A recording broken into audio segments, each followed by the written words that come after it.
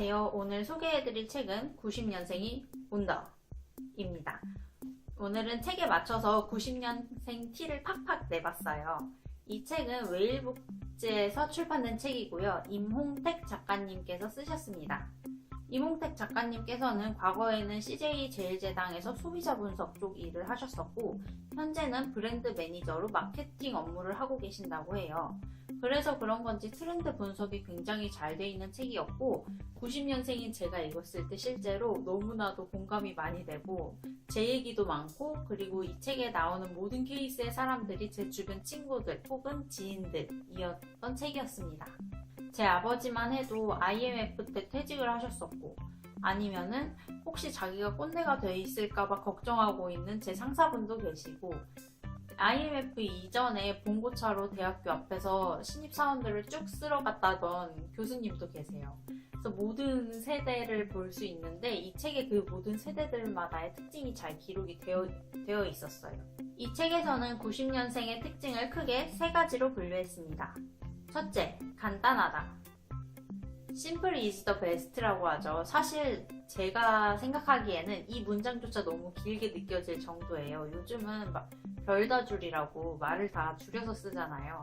뭔가 그래서 Simple is the best도 줄임말이 있진 않을까 하고 제가 평소에 줄임말을 잘 모르는 편이어서 친구들 중에서는 검색을 해보기도 했었는데요. 이러한 90년생의 심플함은 언어뿐 아니라 인테리어에도 많은 영향을 미쳤다고 생각해요. 인스타, 프리는 카페들만 봐도 사실 요즘 노출형 천장도 굉장히 많고 인테리어도 그렇게 많은 소품들이 있지 않아요. 소품도 굉장히 조금만 있고 성수동만 해도 성수동 카페 거리를 둘러보면은 사실 크게 꾸며져 있는 그런 매장이 아니거든요. 그런데도 인기를 끌고 있는 거는 90년생의 선호함을 잘 노렸지 않았나 싶습니다. 90년생인 제가 임직원으로 있는 저희 회사만 해도 뭐 홍보나 수많은 공지글을 작성을 할 때 어떻게 하면 이쁘게 꾸밀까 하는 고민보다는 어떻게 하면 최대한 간결하게 요점만 담아서 한눈에 딱 보이게 그렇게 만들 수 있을까 하는 고민을 하면서 수정 작업을 하는데 옛날에만 해도 그런 수정 작업이 아니라 어떻게 하면 최대한 거창하게 보이고 멋있게 보이고 포장을 할 수 있지? 하는 수정 작업이 많이 이루어졌다고 해요. 그리고 디자인 쪽에서 일하고 있는 친구 얘기를 들어보면은 실제 지금도 그런 현상들이 그런 업무들이 비일비재하게 있다고는 합니다. 왜일까? 왜 이런 현상들이 생길까 하고 책을 읽으면서 그 전에는 전혀 고민해보지 않았던 건데 한번 생각을 해봤어요. 근데 이전 책 리뷰에서 말했던 것처럼 요즘은 정말 짧은 시간 안에 길거리 한 번만 지나가도 수많은 IT 미디어들의 노출이 되고 있잖아요.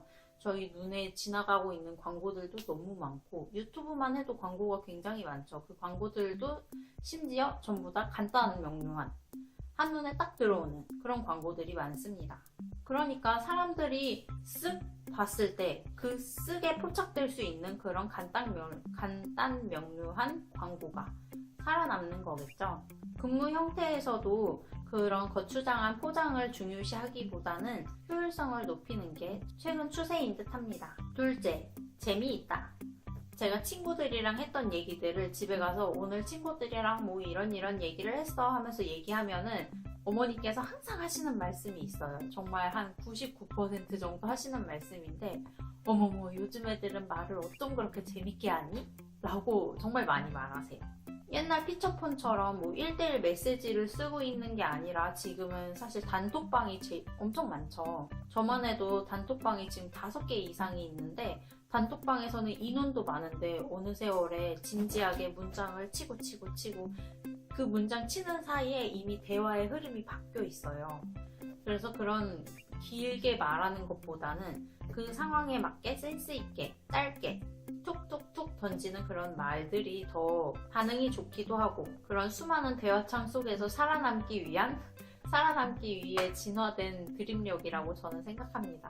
순간 짧은 시간에 센스 있는 사람이 되기 위해서는 이모티콘도 많이 사용되고 있고요. 아니면 짤들도 많이 써지고 있죠. 만약에 10년 전에 뭐 주름이 짤이나 캐장콘 같은 게 나왔다면 과연 지금처럼 인기를 끌 수 있었을까라고 생각합니다.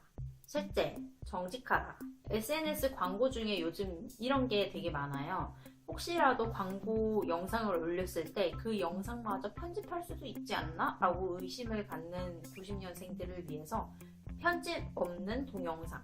아니면은 최근에 인기 있었던 마약 베개 같은 경우는 강남 한복판에서 베개를 올려놓고 계란을 올려놔요. 그 다음에 그 계란을 밟으라고 합니다. 그 과정들을 전부 다 촬영해서 그대로 광고 영상으로 쓰는 거예요.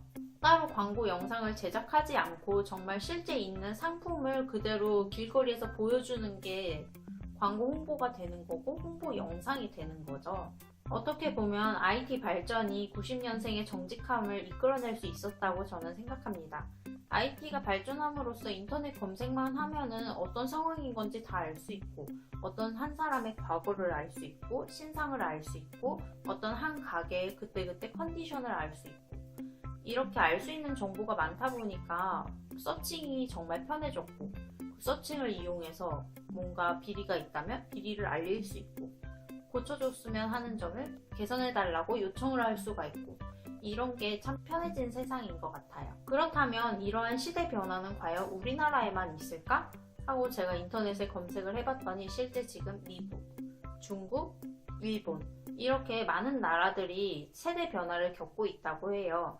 하지만 각 나라별로 세대 변화를 어떻게 문제를 충돌하고 있는지는 조금 다른 것 같긴 하더라고요. 미국이나 중국 같은 경우에는 그 세대를 어떻게 소비자로 잘 캐치할 것인지, 사실 이거는 모든 나라가 마찬가지긴 하겠는데 미국이랑 중국은 거기에 초점이 많이 맞춰져 있는 듯 하였고, 일본은 저출산 시대가 심각해서 거기에 초점이 맞춰져 있는 듯 했습니다. 그렇다면 우리나라는 제 주변에서 느끼기에는 90년생인 분들하고 기존 기성세대하고 마찰이 정말 큰 것 같아요. 그게 실제 사회생활에서 마주치면은 이해한다고는 말했는데 막상 맞닥뜨리면은 이해할 수만 있는 문제들은 아니고, 90년생은 점점 더 대범해지고. 근데 저는 이런 생각도 해봤어요. 90년생이 자기 권리를 추구하는 거는 너무 좋지만 자기 권리를 추구하는 다른 사람들을 보고 잘못 이해해서 약간의 피해의식 같은 그런 느낌을 가지고 너무나도 자기 권리만을 추구하는 사람들도 있다라고 저는 생각을 해요.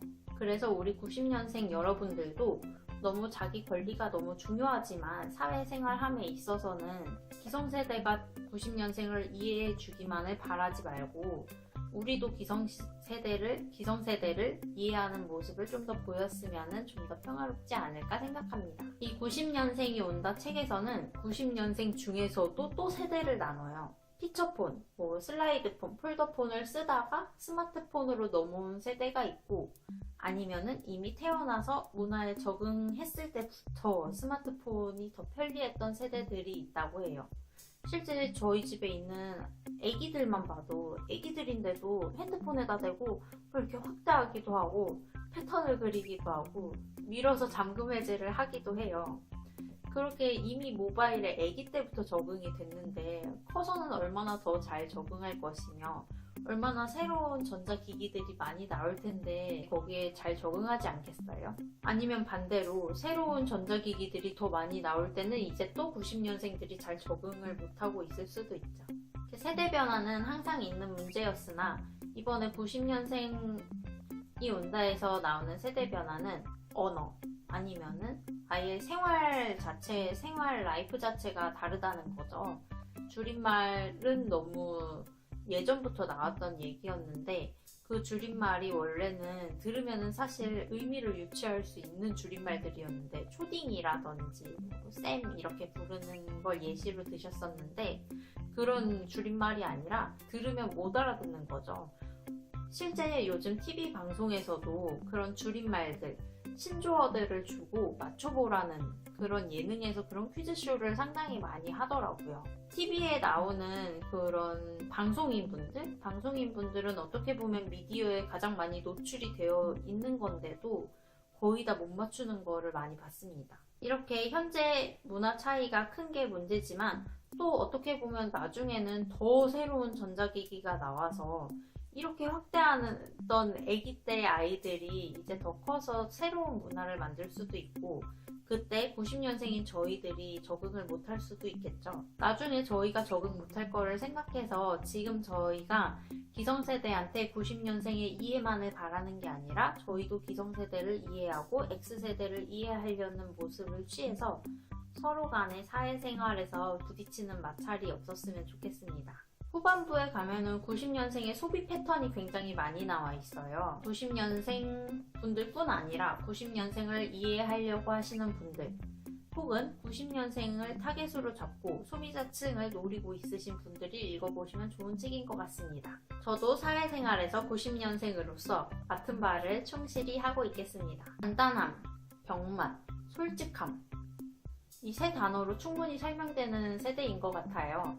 이 간단함, 병맛, 솔직함, 이 물론 장점도 있지만 어떨 때는 단점도 있다는 점 명심하시고, 저도 90년생으로서 지켜야 될 부분과 제가 주장해야 될 부분을 당당하게 잘 생각해보며 생활하겠습니다. 그럼 여기서 빡!